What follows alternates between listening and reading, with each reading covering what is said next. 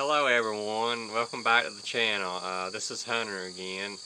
I hope all my MCS family is doing great. I know it's been a tough year. COVID-19 guidelines, all this Lysol, Clorox, all that stuff getting sprayed.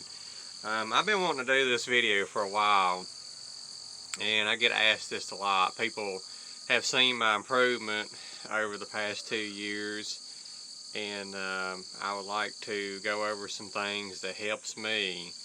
I kind of want to do a breakdown. I hadn't put a lot of thought in the video, so I'm just going to kind of brainstorm some things that comes to mind that I know that helps me. I'll kind of make a list, and I'll make different areas of things that you can work on, but let's get in the video. Number one, the biggest thing to slow your progression in your MCS, or to help cure your MCS if it can be cured. Now, I know there's some success stories. There's people that's pretty much got over their MCS, and I think in a lot of people that's possible. The number one thing that I see that cures people and that's helped me, and don't take this as medical advice, I'm just telling you what has helped me along my journey. This is the no BS, straight up, cold, hardcore truth advice. Number one, your environment means everything. If you're living in mold, if you're living in chemicals, if you're living in an apartment complex, a lot of times it ain't gonna work. And what I mean by that is, how do you know whether the environment's good? If you go in your home, or your car, or your van, or whatever it may be, camper, your house, if you're getting worse, if you notice the more time you spend in it, the worse you're getting, chances are your environment is feeding your MCS progression or MCAS progression. Now, I do have mast cell activation syndrome. My MCS derives from that. Some people just have the multiple chemical sensitivity, so I react to the outside and the inside. So it's kind of measurable on that. But back in the list, if let's say you buy this camper, and after 3 days you're like, you need to get out, and you're outdoors and you're doing better outdoors than indoors, that's telling you right there your base environment's not good. That's your base. And I know that's hard to do, because after almost 2 years of battling this, there's only been one place that I recover, that I could stay at. And a lot of places I do well, like restaurant bathrooms, large malls, high square footage buildings. Those places is not accessible to me to live in full time to where it's beneficial. And if you do have a place you're recovering, you need to be staying in it, 5-6 days a week. That way your body's getting huge breaks from all the things that's irritating it. I know at my grandmother's house it was all sawmill cut lumber. The only thing it was Pink Panther insulation, it was sheetrock, it was it.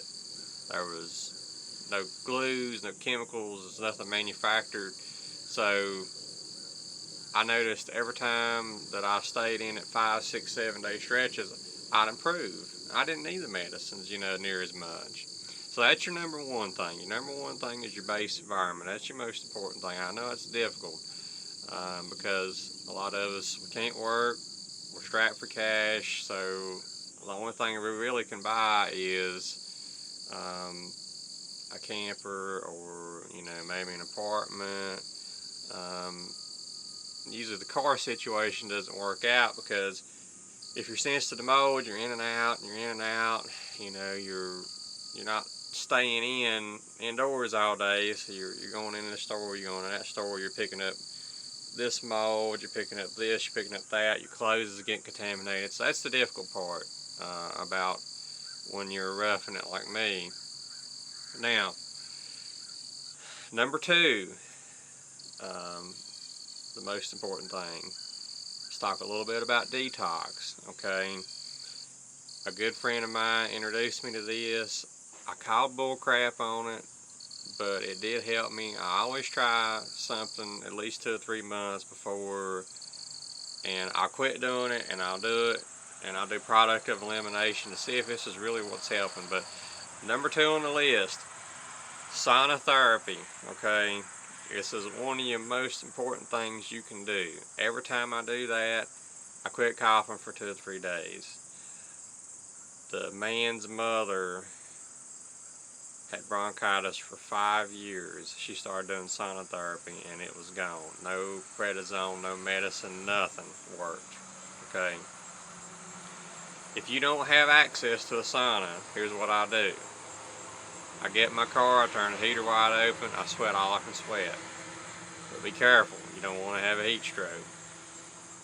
Carry you a thermometer on hand, monitor your core body temperature, make sure it doesn't, it's not getting above 101, 102, because that can be, you don't want to mess yourself up more than what you already are. So I kind of know my limit. When I start seeing that sweat on my forehead and I start seeing it pour, and I'll do this for 30, 40 minutes, 2 to 3 times a week. You don't want to overdo it, because not only are you flushing out the good, but you're flushing out the bad, okay?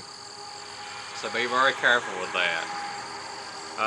There's ways you can substitute. I know a friend of mine who uses the red light sauna, and he said it's far superior. I don't have access to sauna. Like I said, I use my car, even in the wintertime. I put my jacket on in the car, I turn the heater up, I sweat all I can stand it till I feel tired. And if it feels like it's too much, I back off. I wipe the sweat off. I'll take a t-shirt or a rag, I'll wipe it off, get it off, sweat again. And the most important thing after that, take you a shower after, because your body will reabsorb those toxins, okay? When it reabsorbs those toxins, you're doing yourself no good. So a shower is a must, or a rinse off, whatever. If you're living in your car, you got to wipe that stuff off, okay? So sauna is your number 2 thing. Your base environment is number 1. Number 3, I'd like to talk about Epsom salt baths. It's a miracle for me. Every time I done an Epsom salt bath, my energy got better. My coughing was less. My inflammation was less. My hair started growing back. The inflammation in my feet went down. I don't know why. I wasn't really a big believer in none of that before any of this MCS stuff or MCAS stuff. Every time I had an Epsom salt bath, I noticed I had improvements, okay? With the Epsom salt, I use Care One. You can get it on Amazon. Usually Rite Aid has it.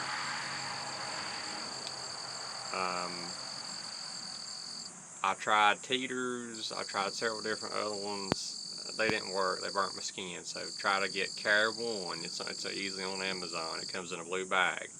I can put the link in the description, or if you private message me on Go Getter Stroop Facebook, I can help you out with that and show you what you need to get. Okay, so we went over those 3. Oh yeah, I use about a cup and a bathtub worth if you have access to a bath. Number 4, your waters. Very important. All these are just as important as the others. There's 2 waters I drink. Mountain Valley spring water comes in a big green glass bottle, and Fiji water. That's the 2 main waters I drink, okay? And they're mineral waters. There's no additives or anything like that. I can just drink this Deer Park. I'm so sensitive, I can just drink Deer Park or standard water and a lot of well waters, and I throw up. That's how I cured 7 months of nausea, throwing up, puking because my body was reacting to the chemicals in the food, okay? So when I started those 2 waters, it done what Prilosec and famotidine and 2 stomach surgeries I had, it done what all the other things didn't. I'm going to show you what they look like. Hold on just a second. I have some with me. That's your Mountain Valley. That's like gold. Okay.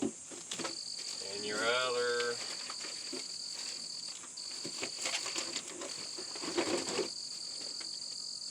Fiji or Fuji, however you pronounce it.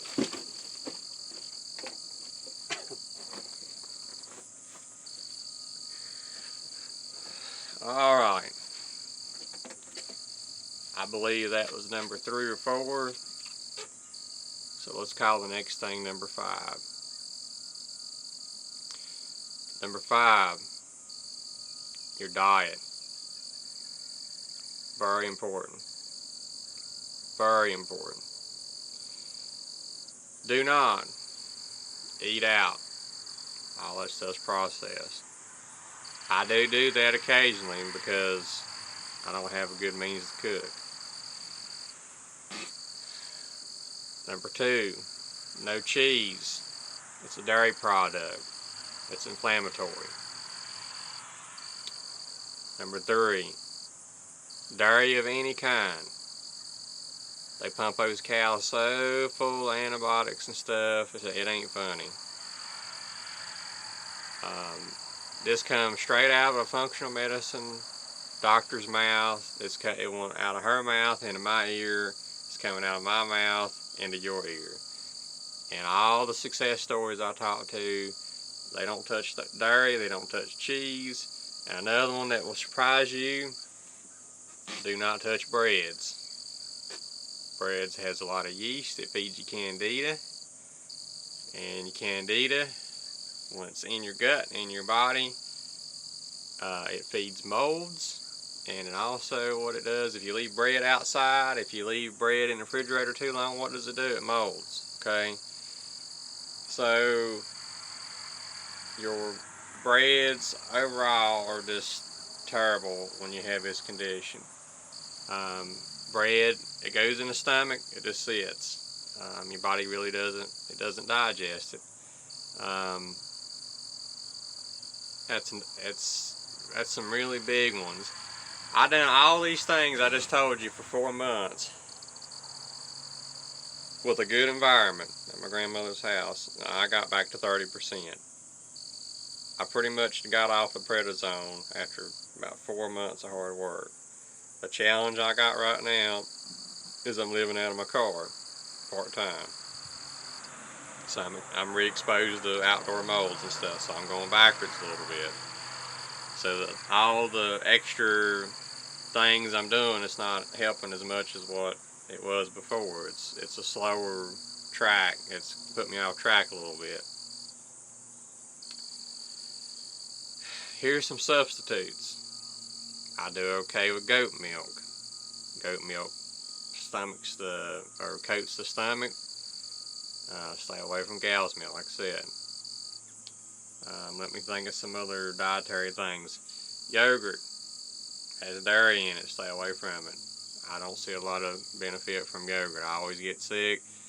I didn't touch a yogurt for 3 months after no dairy. I ate one yogurt, I throwed it up, if that tells you anything. And you won't really start getting sick from it until you eliminate it from your diet and you reintroduce it. Number 5 with your diet, sugar. Sugar is an inflammatory food. It was tested by the FDA in the late 1800s. They fed it to dogs, cane sugar. And most of the dogs passed away. They give them like 80% cane sugar. And the dogs passed away, I think it was within 6 months or 5 months. They give them a primary diet of sugar. Sugar is a terrible inflammatory food for somebody like us. And also too, a lot of mast cell patients, this comes straight out of my MCAS doctor's mouth. Cane sugar is like a grass, okay? It's a type of grass. And because mast cell patients are grass sensitive, when you're eating sugar, you're feeding your grass load, okay? So you're adding to your chemical load. Think of it like this: if you can handle X amount of contaminants in your body, everything you put in, it's helping that barrel fill up, and then it's going to help those reactions come on. You're going to go in a grocery store and you're going to be around a little polyester or something, and boom, your face swells up. It wasn't because of the polyester, it was because all this crap that you was eating and all this other stuff, your chemical load was filling up, and then boom, all of a sudden, the least little thing sets it off. You're in anaphylaxis. Again, this is not medical advice. This is my experience. I've talked to hundreds of people on the website. I always went by the ones who said, hey, I'm doing better. I still have the sensitivities, but I'm not dog sick. I'm not in a bed. I'm not in a grave. So that's the people I listen to. And there's a lot of things I tried that it didn't work, and it may work for you. Now I will note this, because it will grind some people's gears. Some of the people that has mast cell activation syndrome, they cannot tolerate heat. So they cannot do the sauna and the detox. They can't sit in a hot bath. So that advice, you can look over it, because I know some of y'all can't tolerate that. Luckily I can. So just try to take it with a grain of salt. Now, if I get real hot, I can't breathe, but sometimes the hurt is the cure. You know, it's no pain, no gain on some of these things. You know, it's the sauna therapy. I don't enjoy doing it, but I have to do it. Or mine's inflammatory based. If I don't do it, I get bronchitis, I get pneumonia, all that stuff. But let's see, the next thing that I want to talk about, I'm trying to think of anything else in the diet wise that's important enough for me to mention. There's several other little things, but I don't want to make the video excessively long. Let's talk about medical care. A lot of people ask, who do you see for these conditions? There's not a lot of mast cell doctors in the United States. Now, if you go to a respiratory therapist, if you go to pulmonologist, if you go to your PCP, 99.9%, well, I wouldn't say that, I say 95% of those people is not going to understand these conditions because it's so rare. They don't understand when somebody comes in and they say, I react to bleach, or I react to the couch in my house. They think it's quackery. They think it's horse shit. Pardon the expression. So they judge it because they don't understand it. They don't deal with this. So you need to see a functional medicine doctor, an environmental doctor, or an environmental clinic. There's a few in the country. You got COEM in North Carolina. I've not had really a lot of experience with them. There's one in Dallas, Texas. They basically wrote the Bible on MCS. The stuff that I'm telling you is the stuff that a lot of it came out of their mouth. And the guy that started the clinic, William Ray, he lived in an all-tie room because he had MCS himself. My doctor met him personally. And if anybody would know, it would be him. He's passed away now, but Stephanie McCarter took over his work. There is a Dr. Matos in Virginia. He's located in Roanoke. He's a Roanoke office and Lynchburg office. I see him. He's a mast cell activation syndrome doctor. He does that on the side. He's fascinated with it. He learned most of his stuff from his patients educating him. He's not so much an environmental specialist, but all these play important roles. The reason the standard medical community don't recognize these conditions is because MCS, MCAS is a hypersensitivity. It's not, there's nothing really structurally wrong. So when they do the test and they do the blood work and all that, they say, okay, it looks fine from their standpoint, so they can't really comment on it. Okay? But because it's nothing structurally wrong, they can't act on it. That's their job, is if it's something structurally or hormonally wrong or whatever. In a lot of cases, it is normal with these conditions. The functional medicine deals outside of that. They deal with the hypersensitivities or the overexposures.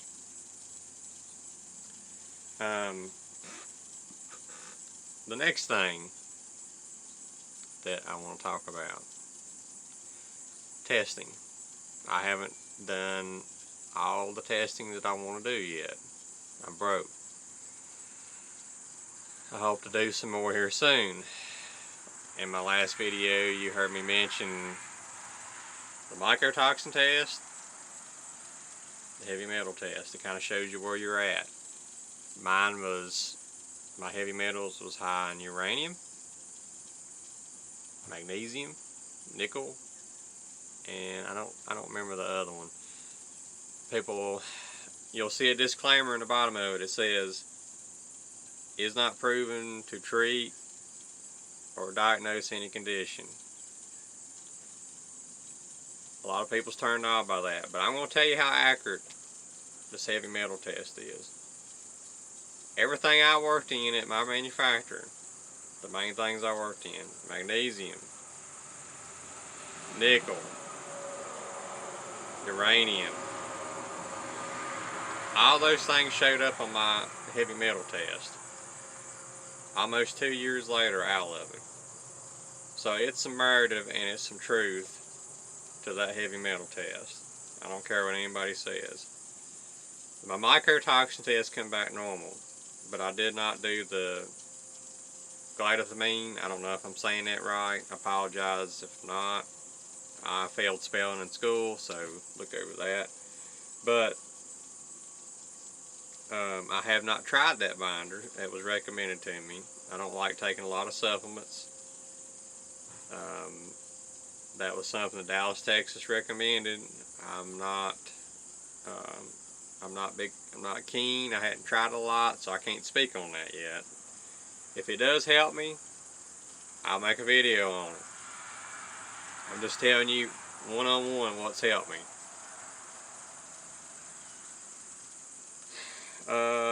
Other things I want to talk about. HVAC systems. It's usually a good place for molds and all that stuff. If your base environment's bad, I don't care if you got 10 air purifiers running. Usually it's not going to do you a lot of good. If the environment, you're doing somewhat well in it and you're not really going downhill, yeah, invest in an air purifier. Invest in a dehumidifier. Anything under 50% won't grow mold, okay? Location. That's another thing on the list. I've heard at the ocean, the O3s is high, and high in the mountains it's high. I know when I'm next to a lake or a low valley, my breathing gets terrible because of the excessive molds, the ragweeds. I'm allergic, to all that stuff.